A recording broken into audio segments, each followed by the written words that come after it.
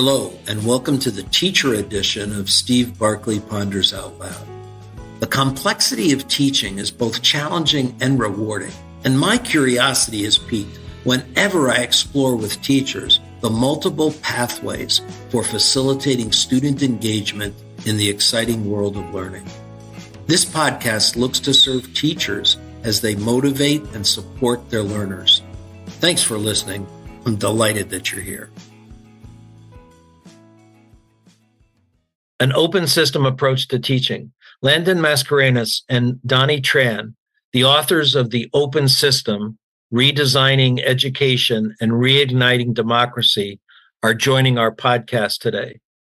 They both have extensive backgrounds supporting educators, systems, and communities in revitalizing schools and communities based on openness. I asked them if they would share how the important elements of an open system might apply to a classroom. Landon, I'm wondering if you'd start with a broad understanding of an open and closed system as to how that might apply to a classroom. Well, first off, thanks for having us on, Steve. Excited to be here. Thanks, teachers, for all the work you do all over the world to bring the light of knowledge to and connection to students. One of the reasons we chose the words open and closed as ways to understand the opportunity for building and co-creating community is that they are ancient words, Steve. And we think every teacher in the world can understand what it means to have an open classroom, one that welcomes in students, families, parents, and communities into their space, and one that actually maybe requires them to leave their classroom and connect to their community more broadly, to go to the local community hubs, community centers, to into their students' homes for a home visit. And really versus a closed classroom, which says no one gets to come in, no other expertise is valid but mine, that no other experiences matter in the learning trajectory of our students. And that mental model, we believe, is important to begin the understanding of how this could apply to a classroom.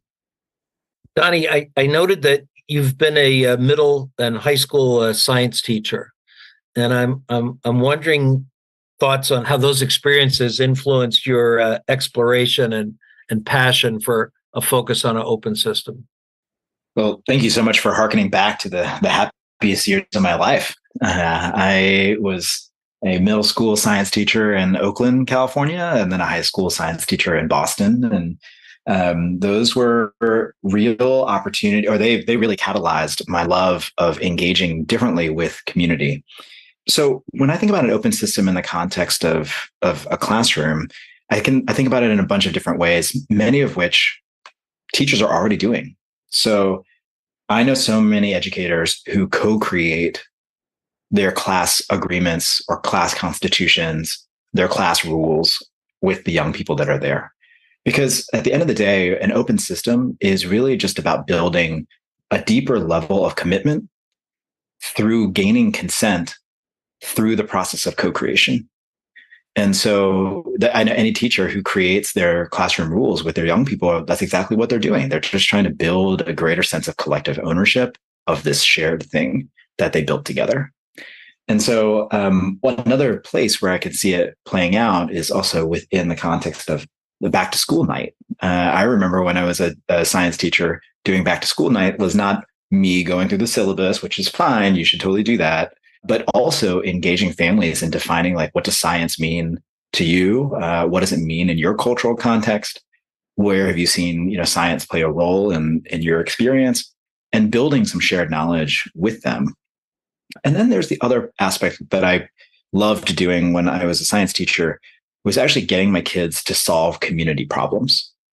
So when I was a science teacher in Oakland, we actually engaged in this project where we tested some candies that an NPR report had told us may contain lead.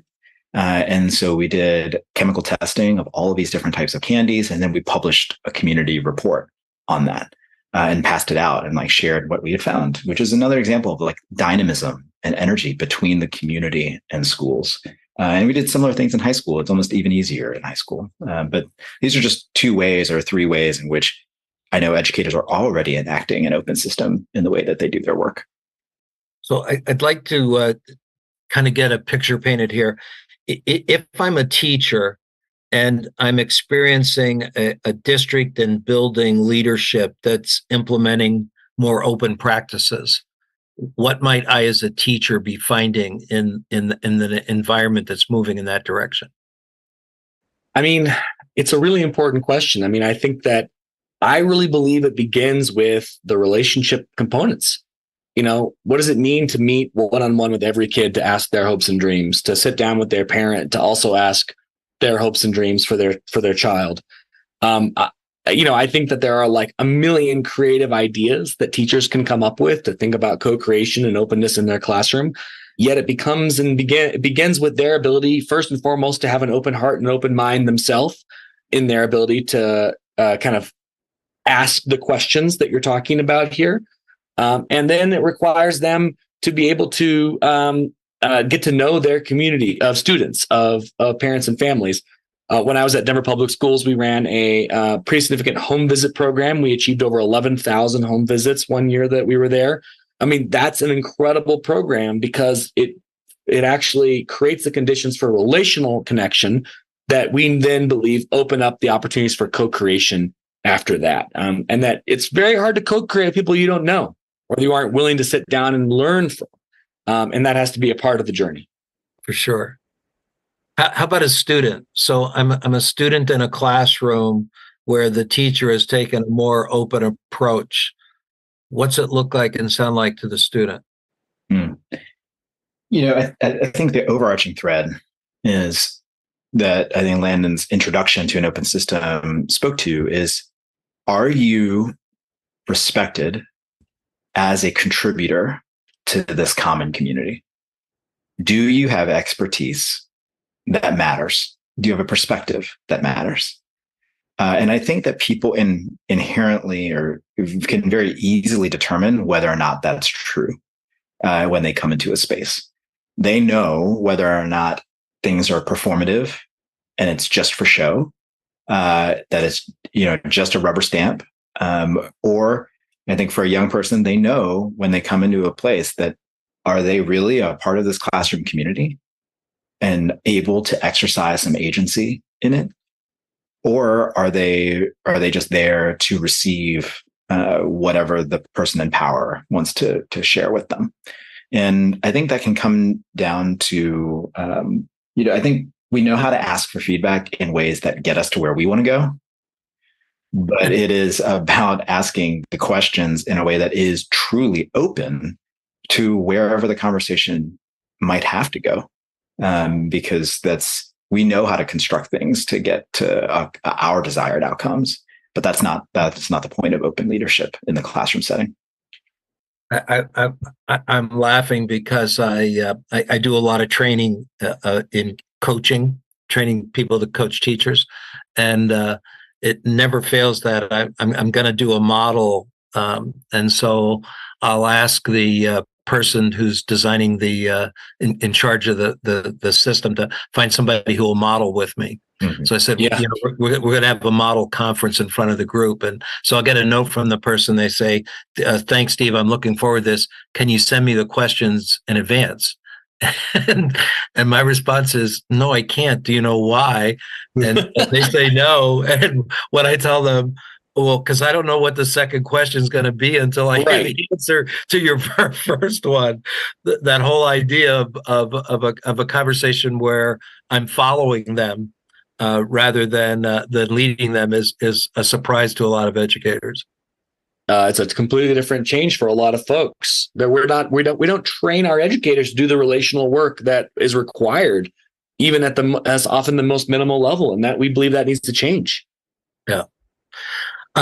There's a chapter in your book on modeling creative democracy, and you have this quote from John Dewey that caught my attention.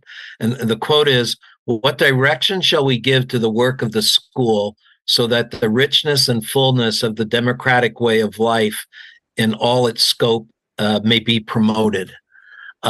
So first of all, the quote stopped me, but then what questions might educators, especially teachers, be asking themselves when they think about that concept of democratic way of life in all its scope be promoted?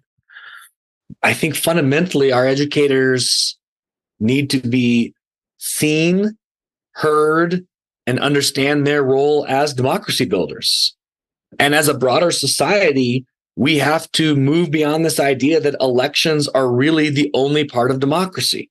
Democracy lives in our hearts, it lives in our beings, it lives in the way we make decisions with our teams, with our family, with our community.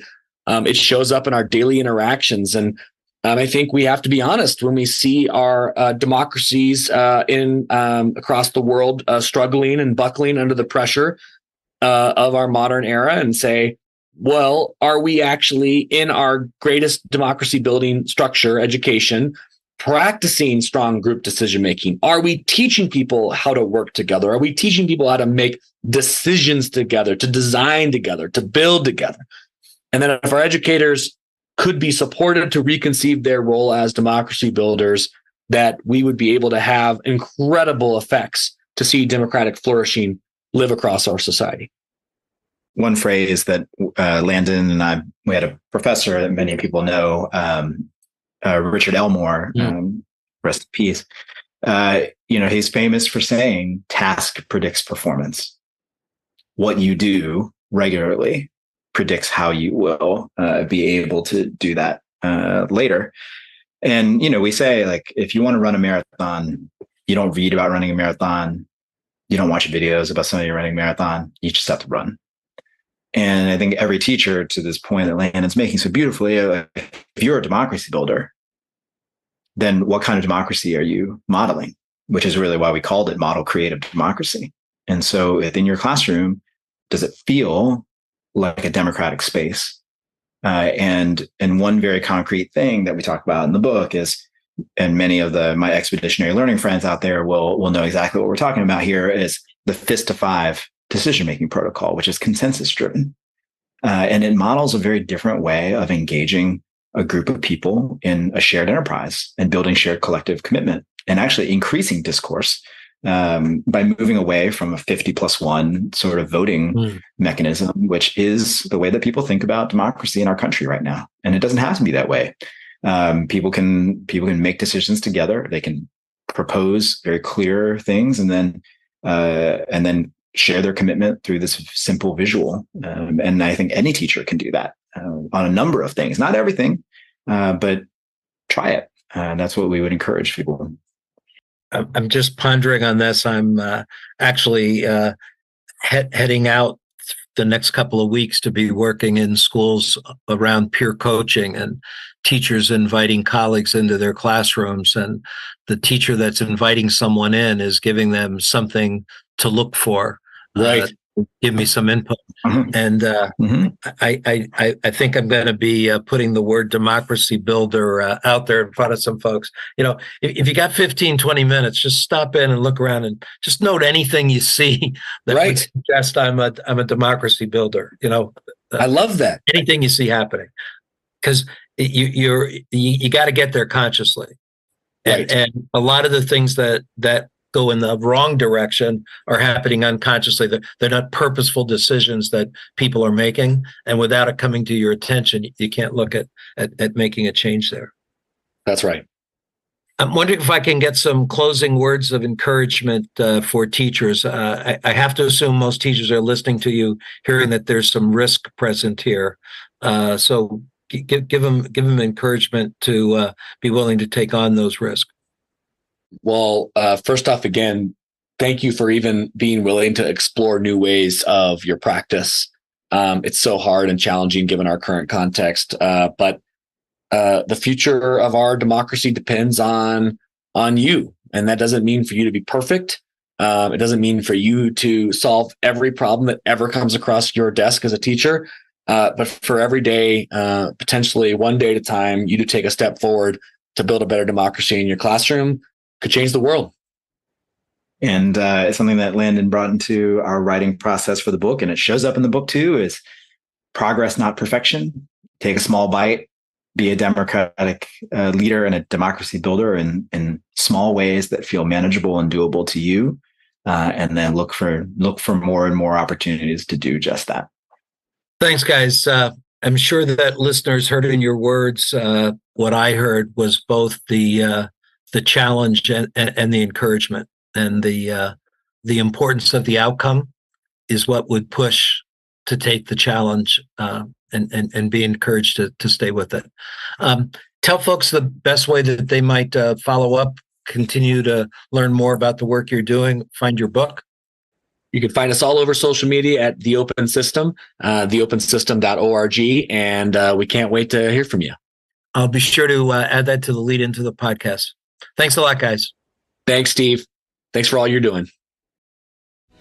Thanks for listening in, folks. I'd love to hear what you're pondering. You can find me on Twitter at Steve Barkley, or send me your questions and find my videos and blogs at barkleypd.com.